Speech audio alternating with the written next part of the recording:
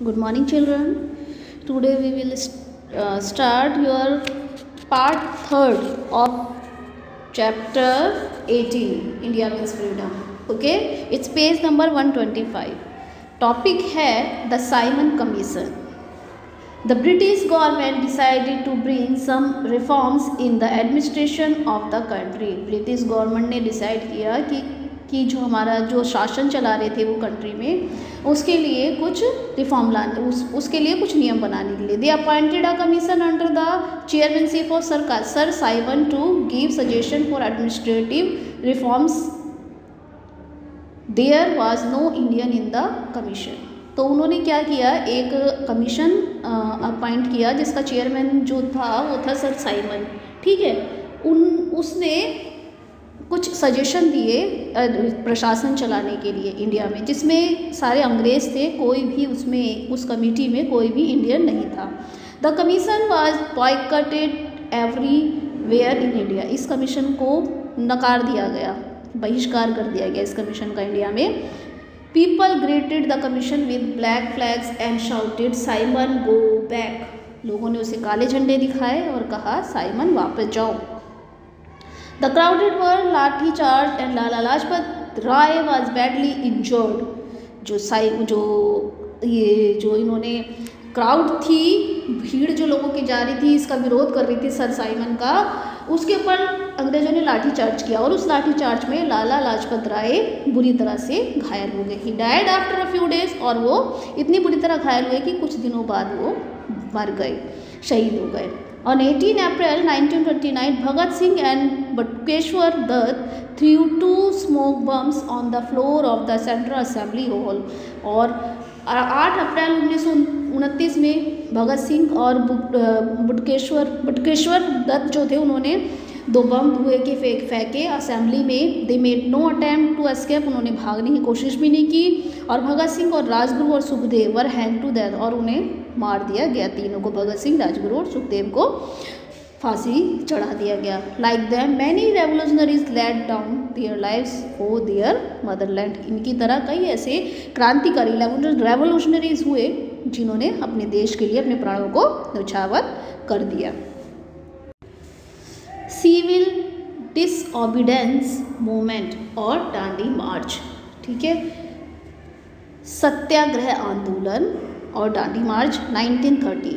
Gandhi ji told Indians to boycott foreign goods and refuse to pay taxes, specially the tax on salt to the British government. Gandhi ji ने कहा जितनी भी विदेशी चीज़ें हैं उनका बहिष्कार करो और टैक्स मत पे करो, गवर्नमेंट को टैक्स पे मत करो. खासकर जो नमक के ऊपर उन्होंने कानून बनाया है, नमक का कानून बिल्कुल मत मानो. He started the movement with the famous Dandi march. उन्होंने जो ये मूवमेंट, ये आंदोलन शुरू किया है, इसको दांडी मार्च के नाम से जाना जाता है. 1000 ऑफ पीपल ज्वाइन, इसमें हजारों लोग जुड़े. He started a procession from his ashram in Ahmedabad to Dandi to break the salt law. इन्होंने ये स्टार्ट की रैली कहाँ से, उनका आश्रम जो अहमदाबाद में था वहाँ से स्टार्ट करके और दांडी तक की. क्या, नमक कानून तोड़ने के लिए. Which banded people from making their own salt, जिसमें लोगों को अपना सॉल्ट बनाने के लिए मना किया गया था. Gandhi ji with his followers reach Dandi a village at seashore and broke this कानून. अपने फॉलोअर्स के साथ, अपने जो उनके समर्थक थे उनके साथ गांधी जी एक विलेज में पहुँचे दांडी में, और वहाँ जाकर उन्होंने समुद्र के किनारे ये कानून तोड़ा. Thus Gandhi ji showed the British that people would no more obey British rule. तो गांधी जी ने ये जो है शो कर दिया, दिखा दिया ब्रिटिश को कि अब लोग उनका कहना और नहीं, उनके कानूनों को और नहीं मानेंगे. नेक्स्ट टॉपिक है क्विट इंडिया मूवमेंट, भारत छोड़ो आंदोलन. The Indian people now wanted complete independence. अब लोग, भारत के लोग पूरी तरह से आज़ादी चाहते थे. They asked the British to leave India as early as possible. उन्होंने ब्रिटिश से कहा, अंग्रेजों से कहा कि जल्दी से जल्दी आप भारत को छोड़ो. The Congress under the leadership of Gandhi ji launch the quit India movement in 1942. 1942 में गांधी जी के जो नेतृत्व में इंडिया जो कांग्रेस थी, उन्होंने ये आंदोलन शुरू किया. The slogan of this movement was do और डाई. स्लोगन जो नारा था इस मूवमेंट का, इस आंदोलन का, करो और मरो. ठीक है, करो या मरो, which mean that either we get freedom और डाई फॉर इट। इसका मतलब था या तो हम आज़ादी लेंगे या फिर हम मर जाएंगे। Many revolutionaries also took active part in the struggle. Subhash Chandra Bose form the Indian national army outside India. कई रेवोल्यूशनरी जो क्रांतिकारी थे उन्होंने इसमें संघर्ष किया। सुभाष चंद्र बोस ने भारत से बाहर जाकर इंडियन नेशनल आर्मी जो है फोर्स अपनी बनाई।